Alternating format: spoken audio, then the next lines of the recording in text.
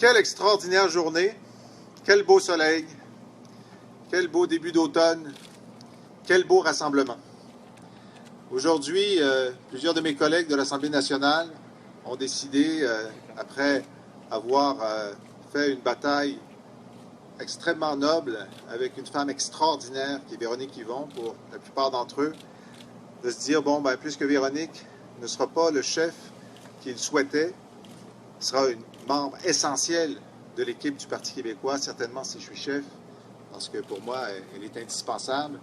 Ils ont dû réfléchir à voir bon, qu'est-ce qu'on fait maintenant avec nos convictions, avec nos tripes, avec nos émotions, avec notre rêve, et discuter entre eux. Moi, je pense que c'était essentiel qu'ils aient le temps de faire cette réflexion, de se poser toutes les questions. Et ce matin, ils ont donné des réponses. Alors, c'est à eux la parole. Alors, je demande d'abord à ma voisine de circonscription et grande amie, Carole Poirier, de dire quelques mots.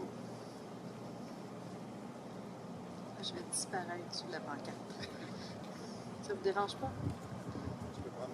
Bon, je vais prendre le micro parce que je vais disparaître sous la fiche.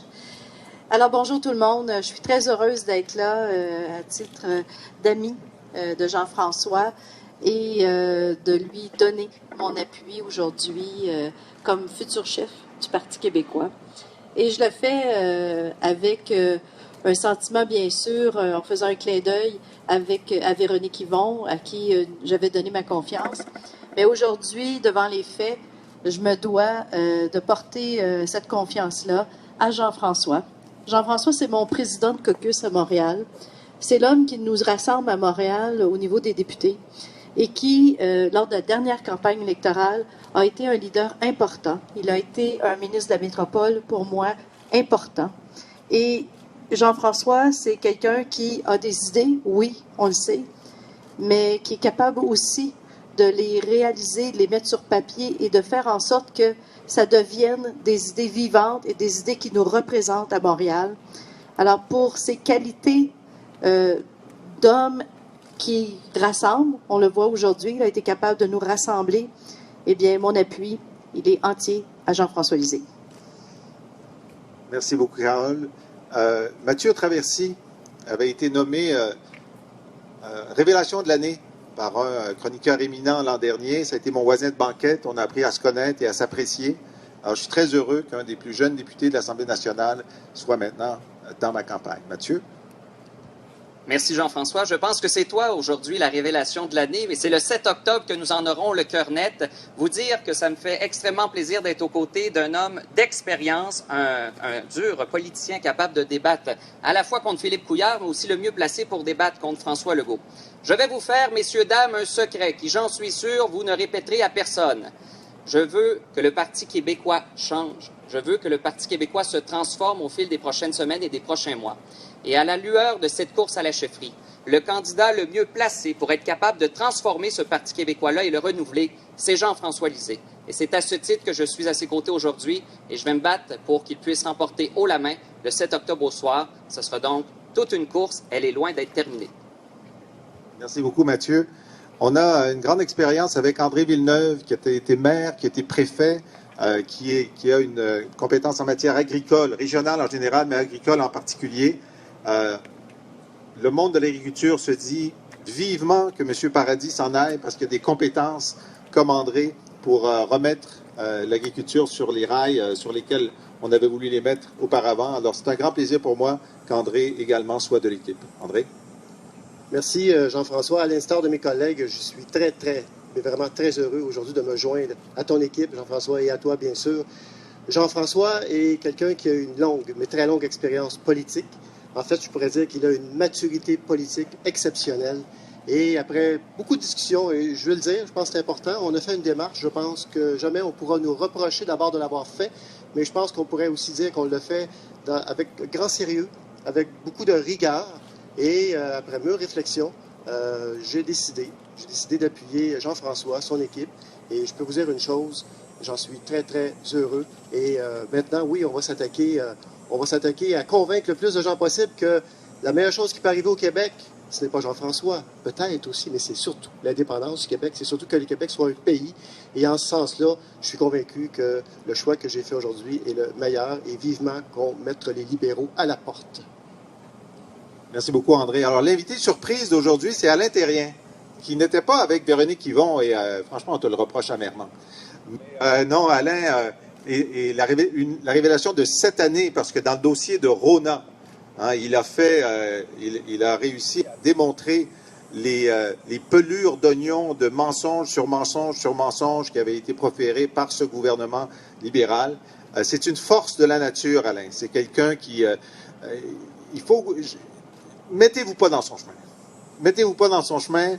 Soyez d'accord avec lui, ou encore mieux, qu'il soit d'accord avec vous. Alors, pour moi, c'est un grand plaisir d'avoir Alain avec moi aujourd'hui. Merci, Alain. Alors, bonjour tout le monde. Ça me fait plaisir d'être avec vous. Jean-François, je suis très content de t'appuyer aujourd'hui officiellement. Écoutez, j'avais au départ affiché ma neutralité. C'était une neutralité, une façon pour moi de prendre du recul. Et durant l'été, j'ai réfléchi beaucoup. J'ai parlé à mes électeurs, beaucoup d'électeurs. Et ce que je sentais, c'est que les électeurs désiraient que j'appuie Jean-François. Je dois vous avouer que j'ai été impressionné par la campagne jusqu'à présent de Jean-François. Je suis convaincu qu'il va continuer dans la même veine. Une campagne zen, une campagne intelligente, pas d'arrogance. Et c'est une campagne qui nous permet de croire que Jean-François Lisée deviendra le prochain premier ministre du Québec et le premier président de l'histoire du pays du Québec. J'en suis convaincu. Le plan de match est simple. C'est le pire gouvernement qu'on a actuellement depuis l'histoire récente du Québec. On doit remonter à Alexandre Tachereau. Jamais le Québec a été aussi massacré par un parti, par un gouvernement que celui du Parti libéral. Alors, c'est un gouvernement condescendant, c'est un gouvernement arrogant. Il est temps qu'on le mette à la porte. Et moi, j'aime beaucoup le plan de match. On met les libéraux à la porte, on redonne confiance aux Québécois, on travaille pour restaurer le Québec et on fait du Québec un pays. J'adhère à ça, moi, Jean-François. Merci. Alors, je dois vous faire un aveu. Lorsqu'on a été convoqué par les collègues dans une salle de scout de Saint-Jérôme, ça a été l'entrevue d'embauche la plus serrée que j'ai eue de toute ma vie. Alors, on avait 50 minutes, ils avaient découpé par thème et par intervieweur. Et je suis sorti de là, puis ça me prenait une bonne bière. Ça me prenait une bonne bière. Alors, je n'ai peur d'aucune des questions que vous allez poser, parce qu'après avoir passé leur test à eux, je pense que je suis prêt, même pour la période des questions à l'Assemblée nationale. Alors, si vous avez des questions, Chantal, mes collègues sont évidemment disponibles pour répondre à toute question que vous aurez.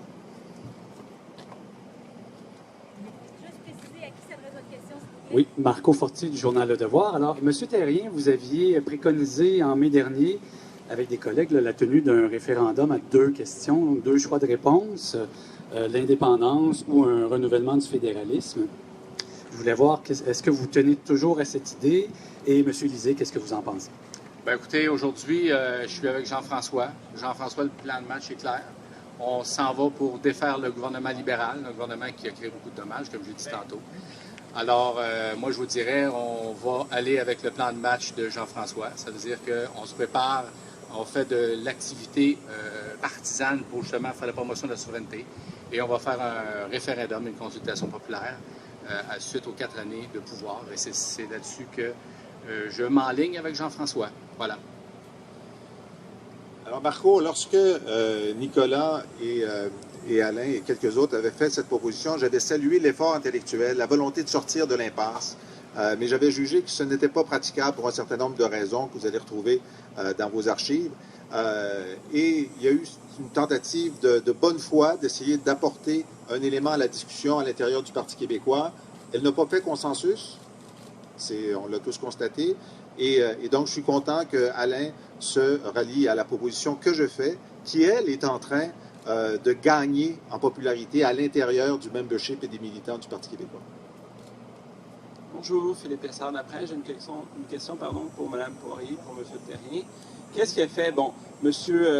Alexandre Coussé est quand même meneur dans cette course-là. Qu'est-ce qui a fait que sa candidature vous a moins attiré que celle de M.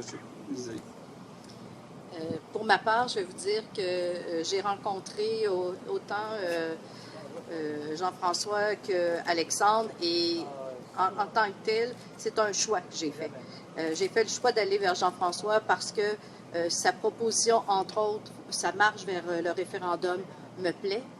Dans un deuxième temps, moi, j'ai travaillé avec Jean-François. Je connais l'efficacité de Jean-François. Je connais aussi sa détermination. Et c'est ce choix-là que j'ai fait. de quelqu'un avec qui j'ai travaillé et dont je connais l'efficacité. Écoutez, sans rien enlever, Alexandre, je veux dire, si jamais il gagne, on va se rallier, évidemment. Là, mais Jean-François, c'est quelqu'un qui a une activité cérébrale très, très développée, disons. Et puis, il est impressionnant par les idées qu'il peut avoir. Ce que j'ai aimé beaucoup, il y a deux choses. Hein. Dans mon comté, comme je vous l'ai dit, les gens appuient massivement Jean-François. Ils me disaient, mais Alain, tu devrais aller avec lui. Nous, on se sentirait bien si tu y allais. Mais aussi, ce que j'ai aimé de Jean-François, c'est son approche extrêmement... j'ai zen en tête. Là, durant la campagne, jusqu'à présent, il a été très zen. Puis on va avoir besoin de rassembleurs de ce genre-là. Et c'est ce qu'il nous a montré depuis le début de la campagne. Il a de bonnes idées, mais aussi il a une belle attitude. Et vous savez, c'est un politicien aguerri. À la période des questions, je sais qu'il sera vraiment, qu'il va scorer, il va être extrêmement, extrêmement habile. Moi, je pense que c'est notre politicien le plus habile. Et donc, il va se croire qu'il deviendrait, et j'espère qu'il va devenir notre chef. Et disons que Philippe Couillard va avoir beaucoup de fil à retordre avec Jean-François et j'ai bien hâte de le voir. J'ai une seconde question pour M. Lisée. Je pense que c'est M. Terrien qui faisait référence à votre plan comme on va prendre le pouvoir, on va faire monter évidemment, je ne le cite pas, mais on va faire monter l'appui à la souveraineté, on va restaurer le Québec avant de faire un référendum. Est-ce que vous pensez que l'économie québécoise, est-ce que vous pensez que le Québec, si on exclut toute la partie appui au référendum, est-ce que l'économie québécoise, par exemple, serait prête pour la souveraineté aujourd'hui, après presque 14 ans de règne libéral, ou est-ce qu'il y aurait une période d'adaptation, de remise en forme, selon votre point de vue, de l'économie avant qu'elle soit prête pour la souveraineté? Ben, écoutez, j'ai écrit abondamment sur la comparaison entre la force de l'économie québécoise et la force des autres économies occidentales. Si le Québec était indépendant demain, sa richesse par habitant serait équivalente à celui du Royaume-Uni. Alors, il n'y a aucun doute qu'on pourrait demain être indépendant. Dans mon premier livre, dans l'œil de l'aigle, j'avais un document qui avait été soumis au président américain disant « Il n'y a aucun doute sur la viabilité économique d'un Québec souverain ». Ça, c'était en 1977. Alors, ça ne fait toujours aucun doute. Maintenant, est-ce que l'économie québécoise, sous le régime libéral, performe aussi bien qu'elle le devrait? Évidemment non. Vous savez qu'un des gestes les plus terribles faits contre l'entrepreneuriat québécois, ça a été lorsque le gouvernement Couillard a dissous les CLD. Mais ce que ça voulait dire, c'était mettre à la porte 3000 entrepreneurs qui, bénévolement, aidaient des jeunes entreprises. C'est ça que ça voulait dire, là. Mettre à la porte 3000 personnes qui donnaient de leur temps bénévolement pour aider des jeunes entreprises. Mais c'est terrible ce qui a été fait là. Alors oui, je pense que les propositions économiques que j'ai faites jusqu'à maintenant, de faire en sorte que la Caisse de dépôt soit plus présente dans les bonnes opportunités d'affaires, dans les régions et dans les secteurs de l'économie, donner à Investissement Québec le mandat de faire de l'attraction et de la rétention des sièges sociaux stratégiques, et le fait que je veux être, moi, fils d'entrepreneur de Thetford Mines, le candidat et le premier ministre des PME, pour faire en sorte qu'ils aient un fardeau réglementaire allégé, pour faire en sorte que dans les 5 premières années d'une nouvelle entreprise, on ait une bureaucratie qui ne soit pas contrôlante, mais aidante, puis faire en sorte que Revenu Québec arrête ce que j'appelle sa culture du racket auprès des entrepreneurs qui sont tous considérés comme présumés coupables, alors que ceux qui ont été dans les paradis fiscaux ne paient même pas d'amende lorsqu'ils se déclarent. Non. Alors, je pense qu'il y a beaucoup de choses à faire pour que l'économie québécoise performe beaucoup mieux que maintenant. Et le Parti libéral, c'est le parti de la déséconomie et de la maléconomie. Et nous serons le parti de l'économie. Alors, à votre question, bien sûr que je veux que dans ce premier mandat d'un gouvernement du Parti québécois que je pourrais diriger, il y ait plus de tonus économiques, plus d'épines dorsales à la nation, plus de cours d'histoire, plus de défense de la langue, et qu'à la fin de ces 4 ans, la nation soit en un meilleur état pour l'ensemble de son organisme et de sa fierté, et sans avoir fait la promotion de l'indépendance comme gouvernement, qu'elle soit mieux à même de faire le pas suivant. En tant que mouvement indépendantiste, sans l'argent du gouvernement, j'ai l'intention de faire la plus grande campagne de sensibilisation et de construction des ponts vers la diversité québécoise, vers la jeunesse, vers les aînés qui sont encore craintifs, pour faire en sorte que le nombre d'indépendantistes augmente et qu'à ce rendez-vous que je donne et auquel je tiens pour 2022, nous soyons suffisamment nombreux à vouloir, à ce moment-là, un référendum et l'indépendance pour avoir cette victoire-là. Bonjour, Philippe Autier de la Gazette. Dans la dernière course, dans la dernière campagne, M. Traversy, M. Villeneuve et Mme Poirier, vous avez tous appuyé Bernard Drinville. Après ça, vous avez fait le saut avec Mme Yvon. Maintenant, vous faites le saut vers M. Lisée. Alors, est-ce qu'on peut parler maintenant d'un bloc anybody but Cloutier, comme on dit? Parce que ça donne l'apparence que vous avez vraiment un problème avec M. Cloutier. À qui posez-vous la question? Vous trois. Ah, d'accord. J'ai hâte d'entendre ça. Absolument pas. Écoutez, vous avez vu l'exercice rigoureux sur lequel l'ensemble des députés ont participé pour essayer de bien comprendre les motivations, les propositions des différents candidats dans cette course. On a des gens qui ont extrêmement de potentiel au Parti québécois dans l'ensemble des candidats qui sont en place. Notre choix va avec M. Lisée. C'est un réformateur. Comme M. Drainville, c'est un excellent communicateur. Comme Mme Yvon, il veut changer le parti, faire la politique autrement. Et clairement, c'est le candidat en qui j'ai le moins de doute qu'il sera capable d'y parvenir. Il y a d'autres candidats à qui, j'ai posé des questions, avec qui j'ai eu des bonnes discussions, mais j'ai encore certains doutes sur certains de leur capacité à être capable d'aller jusqu'au bout de leur ambition. Avec M. Lisée, je sens qu'il a toute cette liberté, et sans être un libertarien, je pense qu'il a les coups des franches et qu'il est capable d'aller jusqu'au bout de ses ambitions. Mme Poirier. Écoutez, je trouve que c'est faire un peu court de dire ça. Je suis d'accord avec... C'est juste les faits. Non, c'est votre analyse, mais c'est pas du tout ce qu'on partage. Je vous tasse les faits. Oui, c'est ce que vous voulez, mais on n'a jamais été dans cette dynamique, puisque justement, chacun des candidats pu se faire valoir lundi dernier. On a donné exactement les mêmes chances à tout le monde, les mêmes questions, le même minutage, et c'est à l'appréciation de ce qu'ils nous ont donné que nous avons fait des choix. Il y a même de nos collègues qui étaient là qui n'ont pas fait de choix jusqu'à ce moment-ci, et nous étions et nous sommes encore chacun libres de ce que nous voulions faire. Et si nous trois, peut-être que parce qu'on pense pareil, peut-être parce qu'on est plus pareil, on est trois de la QV 2008 de l'élection, on est probablement rendu aussi au même point en lien avec le parti. Alors, c'est des choix qu'on a fait individuellement. Et on doit avoir des atomes crochus tous les trois, puisqu'on se retrouve toujours derrière les mêmes candidats.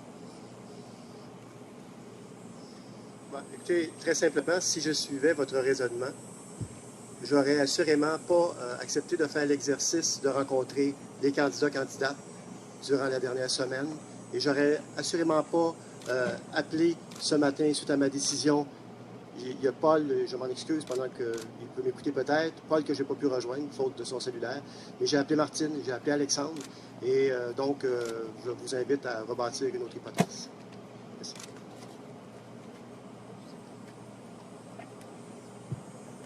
Bonjour. Ma question est pour M. Terrien.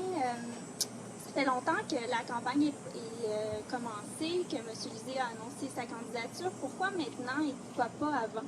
Écoutez, au départ, je l'ai mentionné tantôt, j'ai pris du temps pour réfléchir parce que la dernière campagne, j'ai pas beaucoup d'expérience en politique, j'ai été élu en 2012 et puis j'ai immédiatement été avec Bernard Drainville. Je n'ai jamais regretté mon choix, mais je me disais peut-être qu'à l'avenir, je souhaitais que ça arrive le plus tard possible, mais je m'étais dit après, peut-être que je devrais prendre plus de temps à réfléchir.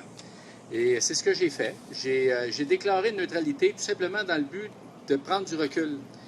Et à partir de ce moment-là, j'ai pris l'été pour réfléchir, comme je vous disais, puis ça, c'est important. J'ai rencontré les gens dans mon comté, j'ai tâté le pouls, j'ai regardé la campagne. Honnêtement, j'ai été impressionné par la campagne de Jean-François jusqu'à présent.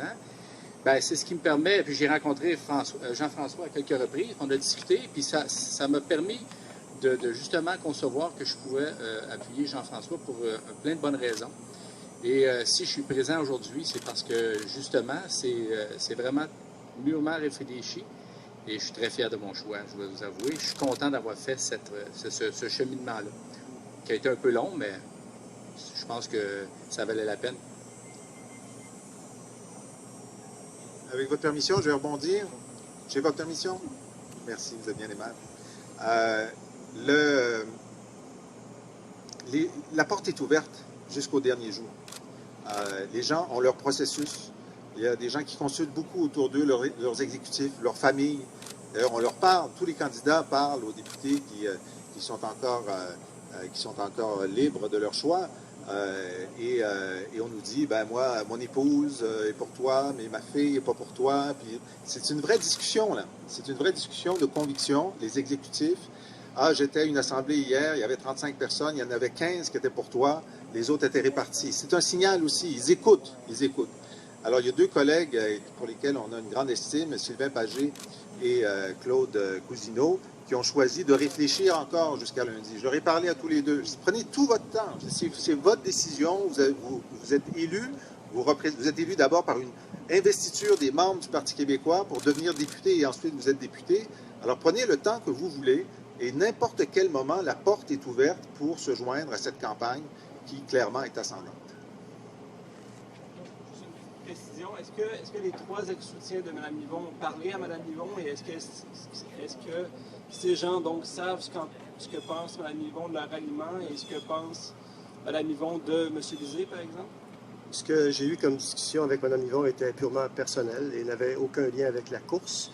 Et donc, pour ce qui est de moi, Mme Yvon n'a absolument pas interféré d'aucune façon. Je pense qu'elle était assez claire lorsqu'elle a mis un communiqué. Et je pense que je m'en tiens, moi, pour ma part, et je vous invite à le faire aussi, à vous en tenir à son communiqué qu'elle a mis. Alors moi, la seule chose qui nous vient en tête lorsqu'on pense à Véronique, c'est un prompt rétablissement. Et que personne en politique ou dans les médias ne l'achale avec la course tant qu'elle ne sera pas complètement remise et que si elle le décide, elle dise ce qu'elle veut dire. Pour l'instant, elle nous a dit « j'ai des problèmes de santé, je suis neutre, mes partisans sont libres de leur choix ». Et tant qu'elle ne nous dit pas qu'elle est complètement remise et qu'elle veut entrer dans la discussion, tout ce qu'on a à lui dire, c'est prompt rétablissement, Véronique. On a besoin de toi quand tu seras remise. Vraiment une dernière précision de la part de M. Lisée. Vous parlez d'une campagne ascendante. Vous dites qu'il y a d'autres appuis qui vont être à venir. Évidemment, il y a des gens des non-alignés, mais il y a aussi des gens qui sont déjà vocalisés leur appui à un autre candidat. Est-ce que vous espérez des retournements dans les prochaines semaines? Est-ce que vous pensez pouvoir les recruter dans les soutiens des autres campagnes? Ce n'est pas mon objectif et je ne fais aucune action à ce sens-là. Je pense que les gens ont pris des positions. S'ils veulent en changer, s'ils veulent m'en parler, ça leur appartient. Mais nous, on regarde en avant. On a évidemment beaucoup d'autres appuis parmi les exécutifs. Là, demain, vous allez voir dans une région un appui massif de plusieurs personnes très influentes dans cette région-là. On va voyager aussi dans des régions où je ne suis pas encore allé, en Abitibi, sur la Côte-Nord. On va retourner au Saguenay-Lac-Saint-Jean, on va retourner à Trois-Rivières. Et donc, les gens qui, pour l'instant, ne se sont pas positionnés vont se positionner. On sent qu'il y a une attractivité très claire. Et le signal que mes collègues envoient aujourd'hui en est une manifestation et probablement va générer une certaine accélération de ça.